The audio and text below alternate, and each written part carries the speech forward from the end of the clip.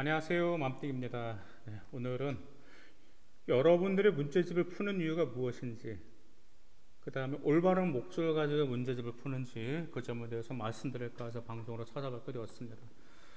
먼저 여러분들 문제를 왜 푸세요?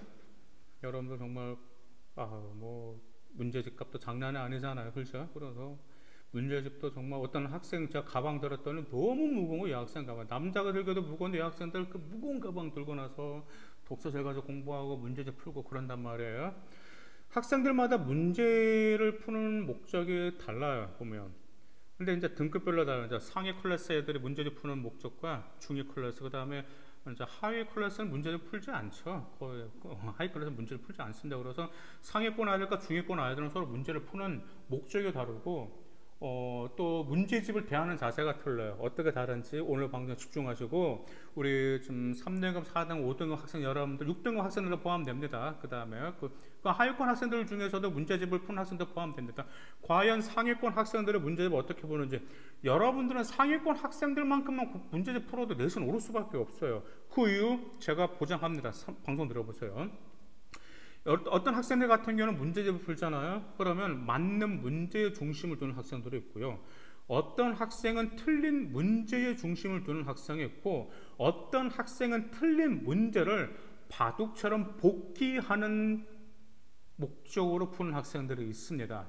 근데 일단 사람의 심리라는 게 아주 정말 간사해요. 얼마나 간사하냐면 자신의 단점과 약점은 보기 싫어하죠. 저도 마찬가지고 여러분도 마찬가지고 모든 사람 마찬가지입니다. 그래서 학생 여러분들 같은 경우가 자신의 단점과 약점 보기 싫어하다 보니까 당연히 맞은 문제의 눈동자가 이렇게 쫙 더 이끌린단 말이에요. 틀린 문제는 보고 싶지 않아요. 틀린 문제 어떻게 하죠? 심하게 긋고 맞는 문제 정말 크게 그립니다. 정말.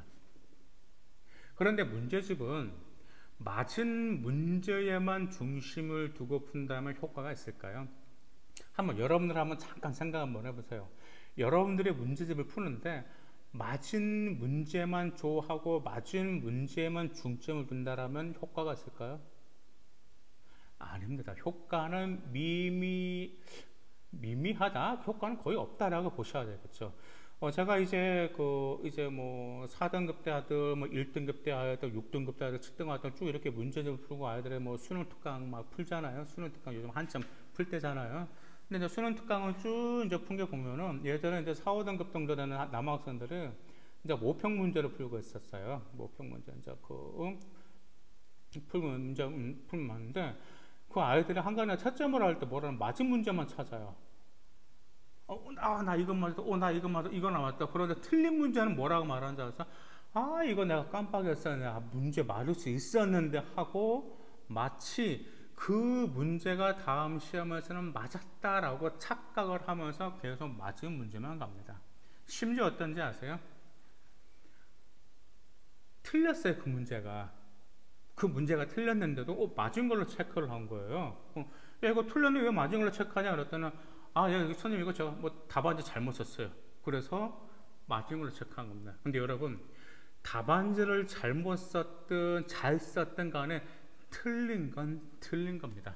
또 심지어 그 아이들이 실수로 맞은 것도 실력이라고 착각을 하면서 나 이거 찍었는데 맞았어 하면서 크게 원을 그리면서 기뻐합니다. 그런데 이렇게 문제집 풀고 모의고사를 풀었던 아이들이 내신이라든지 그 다음에 모의고사에서 그 등급이 나올까요? 억지로 맞힌 개수 그 등급이 한 등급 올라갈까? 절대 올라가지 않습니다. 유지하면 다행이에요. 떨어지는 경우가 너무 많습니다. 거의 다 떨어질걸요, 제 경험으로 봤을 때. 근데 반면에 1등급 학생들 문제를 어떻게 본지 아십니까? 이제 제가 한번 봤거든요. 이제 그 1등급 학생들. 그것도 이제 1점대 후반 학생도 있고, 1점대 극초반 학생도 있는데, 이 학생들은 문제집을 풀 때는요, 문제를 보고 찾자마자 맞는 문제 신경을 안 써요.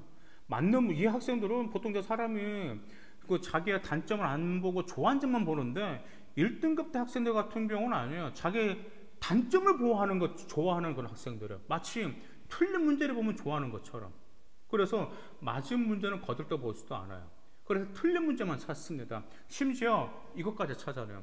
맞는 문제까지 확인하는데 어떻게 확인하냐면 해설집을 봤을 때 내가 이 문제를 풀었을 때 해설집과 일치하게 풀었는지를 확인해요. 근데 만약에 해설집과 일치하지 않게 풀었는데 맞았다라든지 또한 실수로 맞았다라든지 이것은 답 둘 중에 헷갈렸는데 찍었는데 맞았다라든지 그것까지 다 찾아냅니다.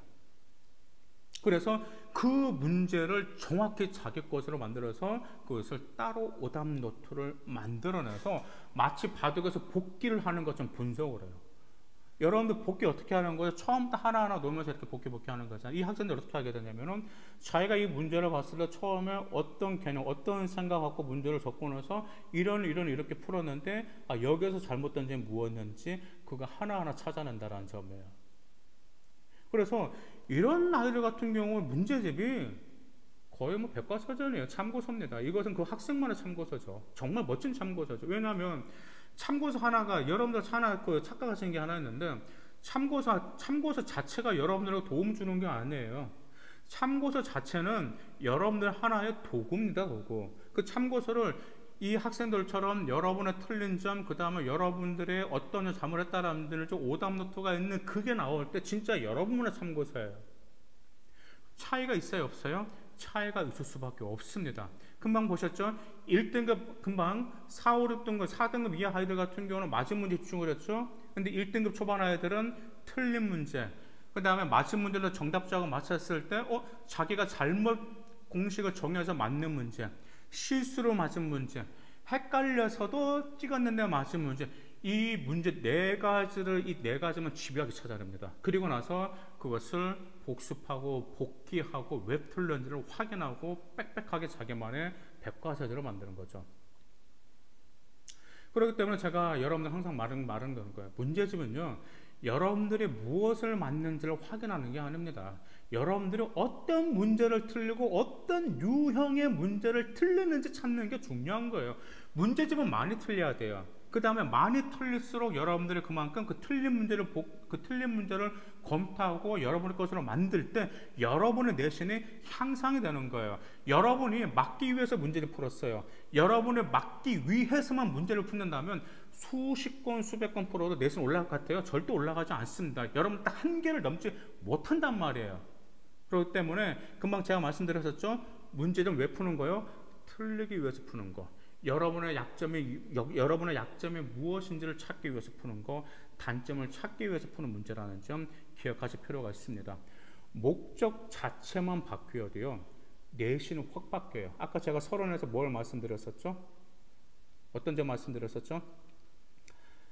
1등급처럼만 문제를 풀면 여러분들 내신은 어떤다라도 확 바뀐다라고 해서 바뀔 수밖에 없겠죠. 왜? 여러분의 틀린 문제만 찾는 건데, 여러분들 틀린 문제가 물론 굉장히 많이 나올 거예요. 힘들어하지 마세요. 하나하나 해결하세요. 왜요? 내신은 임계점이라는 게 있습니다. 왜? 전에 말씀드렸었죠, 방송에서. 갑자기 폭발할 때가 있다는 점 꼭 기억하시길 바라겠습니다. 감사합니다.